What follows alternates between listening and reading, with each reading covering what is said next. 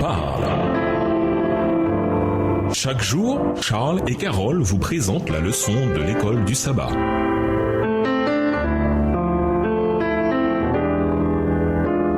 Bienvenue dans votre émission Dieu nous parle. Voilà la leçon de mercredi, manger ou être mangé. Ésaïe 1, les versets 19 à 31. Lisons Ésaïe 1, les versets 19 à 31. Quel thème présent dans toute la Bible apparaît ici? Ésaïe 1, les versets 19 à 31. Si vous avez de la bonne volonté, si vous êtes docile, vous mangerez les meilleures productions du pays. Mais si vous résistez et si vous êtes rebelle, vous serez dévorés par le glaive, car la bouche de l'Éternel a parlé. Quoi donc? La cité fidèle est devenue une prostituée. Elle était remplie d'équité. La justice y habitait, et maintenant il y a des assassins. Ton argent s'est changé en scorie, ton vin a été coupé d'eau. Tes chefs sont rebelles et complices des voleurs. Tous aiment les présents et courent après les récompenses. Ils ne font pas droit à l'orphelin, et la cause de la veuve ne vient pas jusqu'à eux. C'est pourquoi voici ce que dit le Seigneur l'Éternel des armées, le fort d'Israël. Ah, je tirerai satisfaction de mes adversaires et je me vengerai de mes ennemis. Verset 25.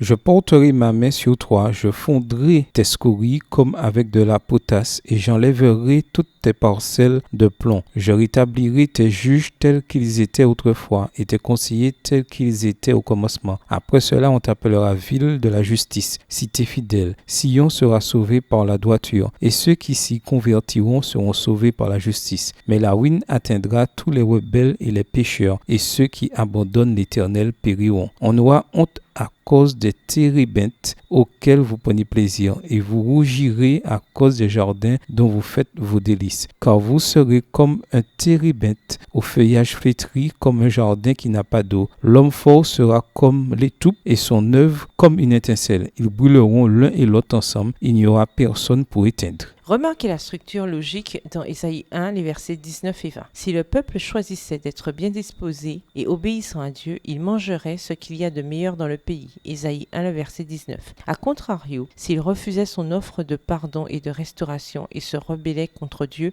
alors il serait dévoré par l'épée. Ésaïe 1, le verset 20. La balle est dans leur camp. Ainsi, ces versets contiennent une bénédiction et une malédiction conditionnelle. Ésaïe 1 réitère et applique les paroles de Moïse rapportées dans Deutéronome 30, versets 19 et 20, à l'époque où l'alliance avec la nation d'Israël fut mise en place. J'en prends aujourd'hui à témoin contre vous le ciel et la terre. J'ai mis devant toi la vie et la mort, la bénédiction et la malédiction. Regardez ces paroles de Moïse. Remarquez qu'il n'y a pas de juste milieu. C'est soit la mort, soit la vie, la bénédiction ou la malédiction. Selon vous, pourquoi n'y a-t-il qu'un choix sur deux pour nous? Pourquoi ne peut-il pas y avoir un quelconque compromis? Ces paroles de Moïse résument la série d'avertissements et de bénédictions et de malédictions qui concluent la formation de l'Alliance dans Deutéronome, les chapitres 27 à 30, à comparer avec Lévitique 26. Parmi les éléments de cette alliance, on a premièrement le fait de raconter ce que Dieu avait fait pour eux. Deuxièmement, les modalités et commandements à observer afin que l'alliance soit maintenue. Troisièmement, une référence aux témoins. Et quatrièmement, des bénédictions et des malédictions pour avertir le peuple de ce qui arriverait si jamais il enfreignait les conditions de l'alliance. Les chercheurs ont découvert que ces éléments apparaissent dans le même ordre dans les traités politiques impliquant des peuples non israélites, comme les Hittites. Ainsi, pour établir son alliance avec les Israélites, Dieu a utilisé une forme qu'il connaissait et qui leur ferait comprendre d'une manière optimale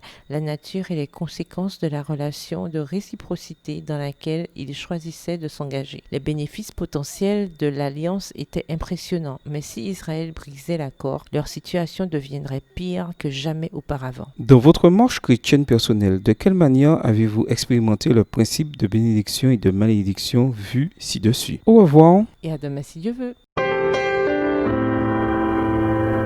Dieu nous parle. Chaque jour, Charles et Carole vous présentent la leçon de l'école du sabbat.